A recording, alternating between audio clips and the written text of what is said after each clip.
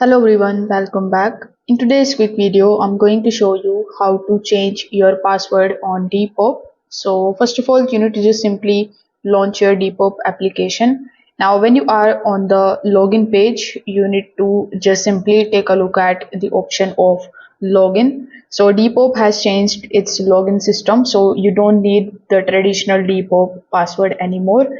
You can sign in here with the help of that particular system with the help of which you have created your account. Like you can continue with the email address, then Depop is going to send you this type of magic link on that particular email address.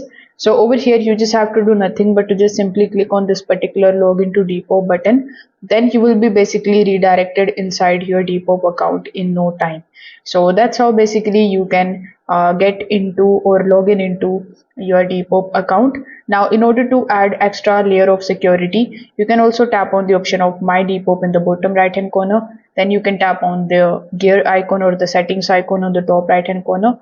Then you can tap on the option of two-factor authentication. So you can just simply turn it on.